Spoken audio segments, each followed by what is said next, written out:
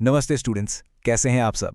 आज हम लोग डेमोक्रेटिक पॉलिटिक्स का एक बहुत ही फंडामेंटल एक बहुत ही ज़रूरी कॉन्सेप्ट समझने वाले हैं, पावर शेयरिंग। पता है, ये सिर्फ एक चैप्टर का नाम नहीं है। ये वो आइडिया है जो किसी भी डेमोक्रेसी को डेमोक्रेसी बनाता है। ये वो चाबी है जो इस राज को खोलती है कि करोड़ों अलग अलग सोच और कल्चर के लोग एक साथ शांति से कैसे रह सकते हैं। तो चलिए शुरू करें। तो चैप्टर में डाइव करने से पहले जरा इस सवाल के बारे में सोचिए। हमारा देश भारत, कितनी ज्यादा डाइवर्सिटी है यहाँ, है ना। अलग अलग भाषाएं, अलग अलग धर्म, कल्चर, फेस्टिवल्स, मतलब इतने सारे डिफरेंसेस। फिर भी हम सब एक साथ एक देश में कैसे रहते हैं? कौन सी चीज है जो हम सबको जोड़कर रखती है? इसी बड़े सवाल का जवाब दोस्तों हमें मिलेगा पावर शेयरिंग के आइडिया में। तो इस कॉन्सेप्ट को ना और अच्छे से समझने के लिए हम दो देशों की कहानी सुनेंगे, बिल्कुल ऑपोजिट कहानियां। पहली कहानी है हमारे पड़ोसी देश श्रीलंका की। यह कहानी एक लेसन की तरह है।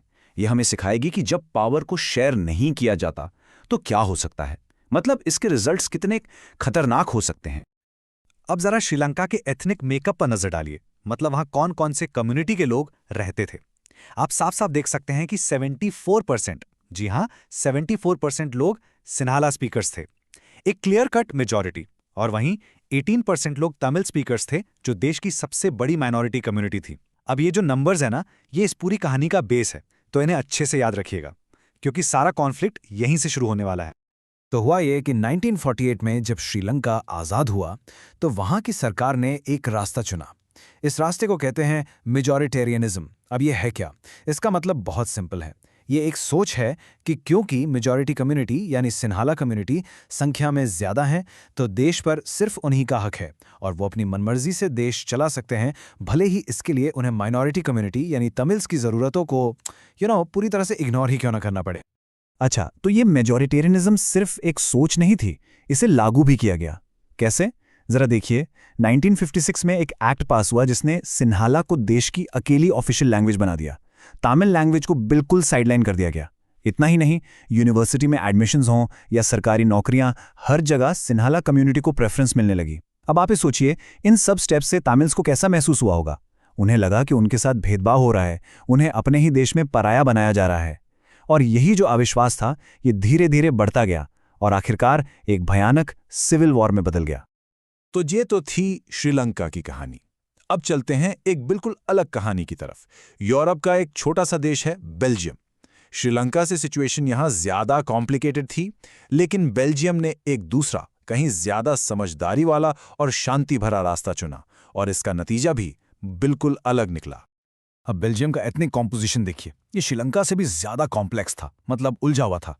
कैसे? पूरे देश में देखें तो 59% लोग डच बोलते थे और 40% फ्रेंच। लेकिन यहां एक ट्विस्ट था।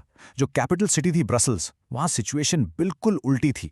वहां 80% लोग फ्रेंच बोलते थे और सिर्फ 20% डच। तो आप समझ सकते हैं कि यहां तो लड़ाई झगड़े का पोटेंशियल श्रीलंका से भी कहीं ज्यादा था। और यहीं पर बेल्जियम के लीडर्स की समझदारी सामने आती है। उन्होंने लड़ाई का रास्ता नहीं चुना। 1970 से 1993 के बीच उन्होंने अपने कॉन्स्टिट्यूशन को पता है कितनी बार?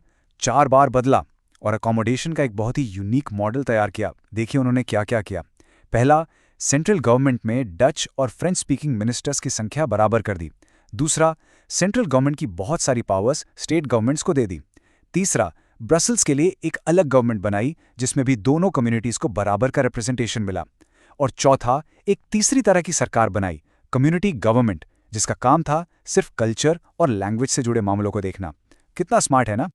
तो अब हमारे सामने दो कहानियां हैं। एक तरफ श्रीलंका, जहां पावर शेयर नहीं की गई और नतीजा सिविल वॉर। दूसरी तरफ बेल्जियम, जहां पावर को समझदारी से शेयर किया गया और नतीजा शांति और एकता। ये दोनों कहानियां मिलकर डेमोक्रेसी का एक बहुत बड़ा सवाल खड़ा करती हैं। आखिर पावर शेयरिंग क्यों इतनी ज्यादा जरूरी और सही चीज है? अब जरा आप खुद सोचिए। इन दो कहानियों को सुनने के बाद अगर मैं आपसे पूछूं कि पावर शेयरिंग क्यों जरूरी है, तो आप क्या जवाब देंगे? यह सवाल बहुत इंपॉर्टेंट है, क्योंकि ये आपको इस कॉन्सेप्ट की जड़ तक ले जाएगा। पावर शेयरिंग सिर्फ एक पॉलिटिकल सेटअप नहीं है, ये एक डेमोक्रेटिक वैल्यू है। पर क्यों? चलिए इसका जवाब देखते हैं। पावर शेयरिंग क्यों डिजायरेबल है, इसके पीछे दो तरह के रीजंस दिए जाते हैं। और हाँ, ये आपके बोर्ड एग्जाम्स के लिए सुपर इंपॉर्टेंट है। पहले हैं प्रूडेंशियल रीजंस। प्रूडेंशियल का मतलब है समझदारी भरा फैसला। ये रीजंस फायदे और नुकसान की कैलकुलेशन पर बेस्ड होते हैं, मतलब ये अच्छे रिजल्ट्स पर फोकस करते हैं। और दूसरे हैं मॉरल रीजंस, यानी नैतिक कारण। ये इस आइडिया पर बेस्ड हैं कि पावर शेयरिंग करना अपने आप में एक सही और अच्छी बात है। तो प्रूडेंशियल रीजंस क्या कहते हैं? वो कहते हैं कि पावर शेयरिंग करना एक स्मार्ट मूव है, समझदारी इसी में है। क्यों? भाई क्योंकि इससे अलग अलग सोशल ग्रुप्स के बीच कॉन्फ्लिक्ट यानी टकराव कम होता है, पॉलिटिकल ऑर्डर स्टेबल रहता है, और सबसे जरूरी बात, मेजॉरिटी की तानाशाही या टिरनी को रोका जा सकता है। मतलब लॉन्ग रन में देश की यूनिटी के लिए ये बहुत बेहतर है।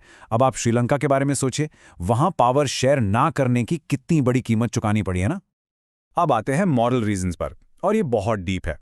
कहा जाता है कि power sharing is the very spirit of democracy, मतलब पावर शेयरिंग लोकतंत्र की आत्मा है। डेमोक्रेसी का आइडिया ही यही है कि पावर उन लोगों के साथ शेयर की जानी चाहिए जिन पर उस पावर के इस्तेमाल का असर पड़ेगा। सिटीजन्स का ये हक है और राइट कि उनसे पूछा जाए कि उन पर गवर्न कैसे किया जाएगा। यही तो डेमोक्रेसी का असली मतलब है, उसका मॉरल कोर है। ठीक है, तो अब तक हम ये तो समझ गए कि पावर शेयरिंग क्यों जरूरी है, इसके प्रूडेंशियल और मॉरल रीजंस। पर अब अगला सवाल आता है कि ये की कैसे जाती है। मॉडर्न डेमोक्रेसीज में पावर शेयरिंग के अलग अलग फॉर्म्स यानी अलग अलग तरीके क्या हैं? चलिए अब इन्हें समझते हैं। सबसे पहला फॉर्म है हॉरिजॉन्टल डिस्ट्रीब्यूशन। हॉरिजॉन्टल मतलब एक ही लेवल पर। इसमें पावर को गवर्नमेंट के अलग अलग ऑर्गन्स के बीच बांटा जाता है। जैसे हमारे देश भारत में है लेजिस्लेचर, जो कानून बनाती है, एग्जीक्यूटिव, जो कानून को लागू करती है, और जुडिशरी, जो देखती है कि कानून सही है या नहीं।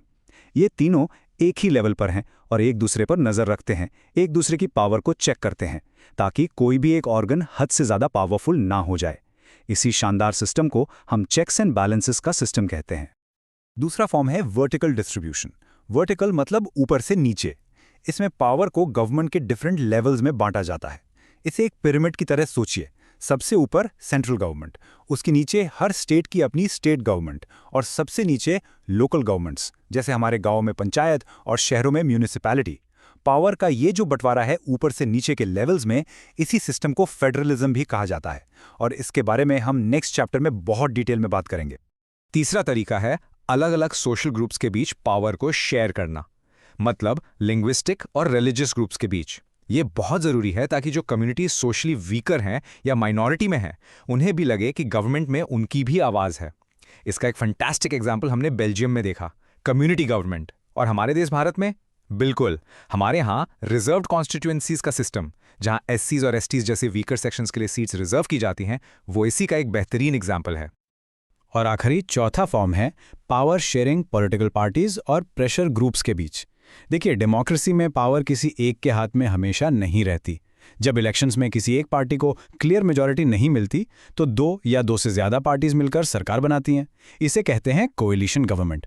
ये भी तो पावर शेयरिंग ही है। इसके अलावा ट्रेडर्स, फार्मर्स, इंडस्ट्रियलिस्ट्स के जो ग्रुप्स होते हैं, जिन्हें हम इंटरेस्ट ग्रुप्स कहते हैं, वो भी गवर्नमेंट की पॉलिसीज को इन्फ्लुएंस करके पावर में अपनी हिस्सेदारी निभाते हैं। तो हमने पावर शेयरिंग के क्यों और कैसे, द व्हाई एंड हाउ, दोनों एस्पेक्ट्स को समझ लिया है। अब इस चैप्टर को रैप अप करने से पहले मैं आपके सामने एक रियल वर्ल्ड डायलेमा, एक असली दुनिया की उलझन रखना चाहती हूं। ये आपके लिए एक बहुत ही थॉट प्रोवोकिंग सवाल छोड़ के जाएगा। ये कहानी है लेबनान के शहर बैरूत में रहने वाले एक लड़के खलील की। वहां क्या हुआ कि सिविल वॉर के बाद एक पावर शेयरिंग एग्रीमेंट बना। तय हुआ कि देश का प्रेसिडेंट एक खास क्रिश्चियन सेक्ट से होगा, प्राइम मिनिस्टर सुन्नी मुस्लिम होगा, और भी कई पद ऐसे ही फिक्स कर दिए गए। ये एग्रीमेंट तब बना था जब क्रिश्चियंस और मुस्लिम्स की पॉपुलेशन करीबन करीबन बराबर थी। पर आज सिचुएशन बदल चुकी है। अब मुस्लिम्स क्लियर मेजॉरिटी में हैं, लेकिन वो पुराना एग्रीमेंट आज भी वैसा का वैसा ही लागू है। खलील को ये फिक्स सिस्टम पसंद नहीं। वो कहता है कि ये डेमोक्रेटिक नहीं है। अब सवाल आपके लिए, आपका क्या मानना है? क्या पावर शेयरिंग का ऐसा अरेंजमेंट जो पॉपुलेशन बदलने के साथ नहीं बदलता, उसे डेमोक्रेटिक कहा जा सकता है? या फिर देश में शांति बनाए रखने के लिए ऐसे फिक्स समझौते ज़रूरी होते हैं? इस पर सोचेगा ज़रूर। यह सवाल हमें पावर शेयरिंग की प्रैक्टिकल डिफ़िकल्टीज़ के बारे में सोचने पर मजबूर करता है।